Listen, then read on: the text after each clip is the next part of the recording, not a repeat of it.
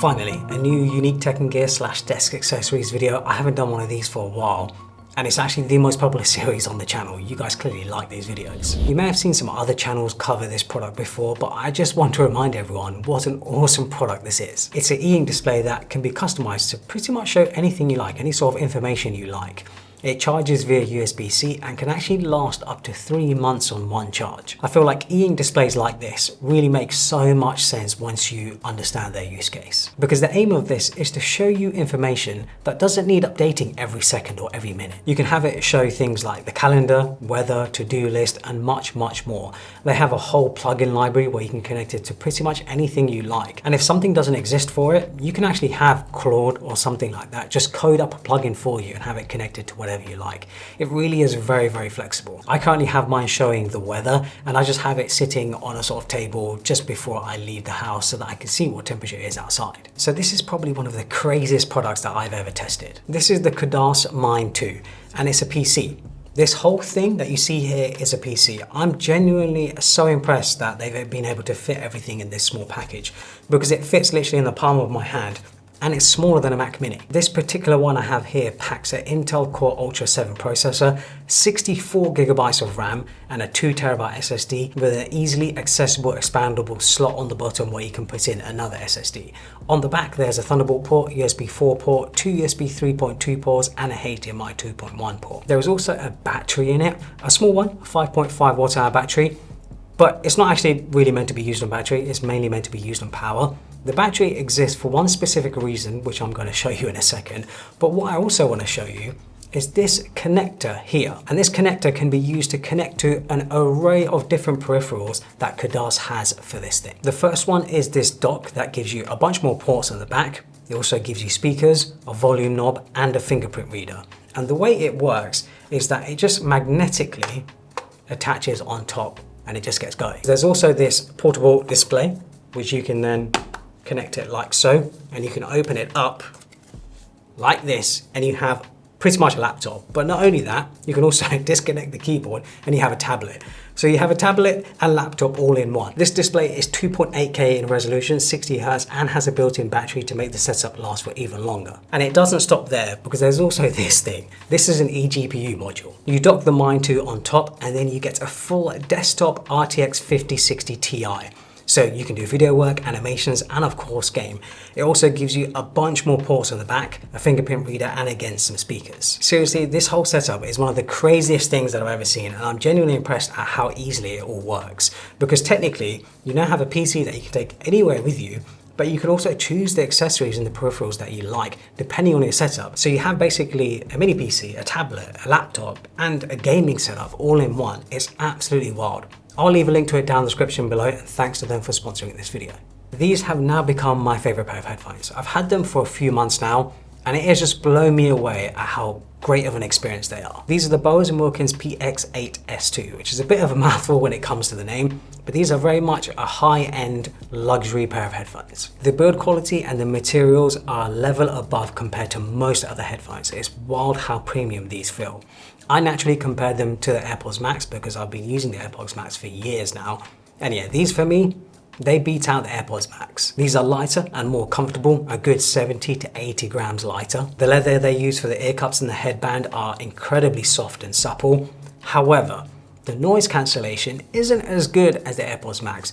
Does that mean they're bad? Not at all. The noise cancellation for me is definitely good enough. I've used them on quite a few long haul flights already, and yeah, for long haul flights and stuff, the noise cancellation on these are more than adequate. Out of the box, to me personally, they actually sounded pretty flat, and they're meant to be because they're actually designed to be reference grade headphones. I found the AirPods Max are actually a bit more bass heavy. However, you can adjust the EQ on these. There is an app. So I've personally made them a bit more bass heavy because I like my bass and I listen to music that has a lot of bass in it. But it's really nice being able to have a flat sort of sound profile and then modify it however you like. I found that the bass on these is actually incredibly smooth. It doesn't feel muddy, it doesn't sound muddy, it doesn't sort of ruin the sort of mids and the highs for me personally. That is just a personal experience. I'm sure everyone will have different experiences. But yeah, honestly, the sound experience is elite. They also come with a carrying case with a compartment for cables and they fold flat.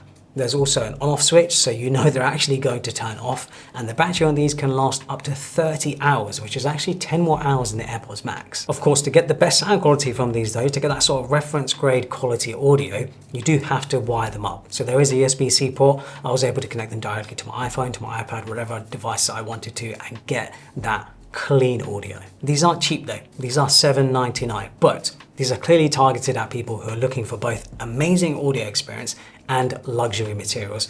And I think for the price and the experience you get, I'm actually gonna say it's worth it. Next up is the Lo-Fi Ryzen keyboard. This is one of the most insane keyboards that I've ever seen.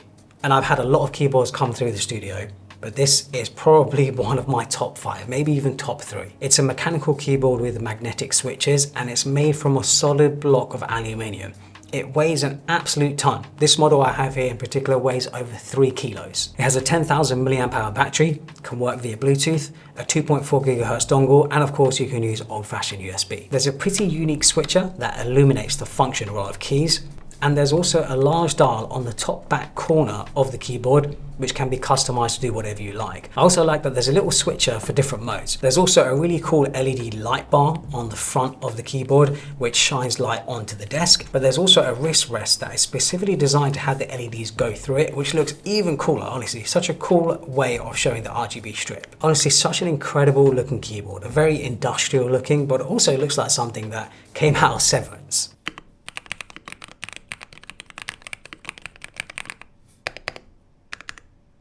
So this is the Ulanzi Pixel Clock Pixel display, whatever you want to call it. And it's essentially a display that's obviously large pixels. I've currently just got it having the time, and you can also put sort of custom text. You can customize it to do whatever you like. You can have information shown on it, you can have it scrolling, you can have it do animations and stuff. It's a pretty nifty display. It has a battery in it, but the battery only lasts 5 hours. So usually I just have it connected via USB-C. And the reason I have this is because my studio is on the top floor of the house. So whenever I have friends and family come over, stay over, whatever it might be, and I'm recording a video, I want to be able to show them that, hey, I'm busy, I'm recording a video, or I'm in a call, so please don't disturb. So what I've done is I have programmed this so that when I put on Do Not Disturb on my phone, like so, it changes the display to show that I'm busy. Of course, I can disable it again by simply just turning off Do Not Disturb, and it goes back to whatever it was before. Completely programmable to do pretty much whatever you like, and of course you can cycle through things with the buttons on the top. There's also an ambient light sensor, so you can change its brightness depending on its surroundings and stuff. Yeah, just a nifty little clock pixel display sort of thing. I don't even know what you call it. I really like it, it's really useful. If you're someone who likes to game, whether you're on a Mac, PC, iPad, Nintendo Switch, or whatever it might be, this new 8-bit Do Ultimate 2 controller is ridiculously good value for what you get. This controller has all of the buttons and the layout that you'd expect, but then there are some pro options like the Hall effect triggers and trigger fixing. There's also extra buttons by the bumpers and the triggers at the top, and there's 2 paddles on the back. The sticks have RGB light, so you can customize it to react to button presses. On top of that, there's an included dock which charges the controller and also houses the USB dongle, which I think is super smart. So you can use it wirelessly and then always make sure that it's charged. And like I said, I think it's incredible value because it's only $60, which I think is crazy for a controller that looks and feels like this and has all of these features. Next up is this thing, the Halo light. Let me move some stuff out of the way so that you guys can see it. But basically, it's a light. There is also like a controller back here. But it's a light that can do different things. You can also program it again to do certain things. You can change the brightness, of course, if you like, turn it on and off, change the animations so you can have it in different colors, do lots of different things. It's just a really nifty looking light that I think looks quite cool. You can see it's also reacting to audio. Yeah, if you just have it on a sort of desk setup or a shelf or something, I think it looks smart. Next up is another light that I get so many questions about. It's the Govee Uplifter. It actually has 3 lights in one. First one is on the top and it's designed to put light on your ceiling. Then there's the ring light in the middle, and then finally a down light. Annoyingly though, you can't have all 3 lights going at the same time. You can only have 2 going at once. I have it set up in my gaming room, giving it quite a nice cozy vibe. The Govee app is how you customize it, and it's actually quite overwhelming how many options there are. The light on top, which shines onto the ceiling, can be customized in color and animation. I always thought this sort of thing was quite gimmicky, but now that I have it, I think it looks pretty awesome. The ring light can also be customized in color and animation, and I really like how soft and smooth it looks. And then the downlight I just have set up as a sort of warm color. And of course you can automate it, have it come on a schedule, have it change colors, have it react to things, have different setups, whatever you like. It's a seriously awesome light. Another product I nearly forgot to mention, which I just got in, is this display here, this external display from a company called Sotsu. It's a 4K display. It's 3840 by 1200 resolution, so it is incredibly high resolution, 16 inches. So it's just a bit bigger than my 14-inch MacBook Pro. And the idea is that you have a portable display here that you can fold flat, and it looks like it's like a mini studio display. You basically have a mini studio display. Look how thin this thing is. It's insane. It's so thin. It looks sort of like a massive iPad, basically. You have connections on this side here, where you have a mini HDMI port, you have a USB-C port, and you have another USB-C port. So if your laptop, your computer can't provide power like a MacBook, then you can connect it to the power port to get that extra bit of power. But yeah, this thing is crazy. The colors on it as well, I think look amazing. It looks very similar to a MacBook display in terms of color and like the sort of color matching and the color temperature and stuff like that. Honestly, it's so good.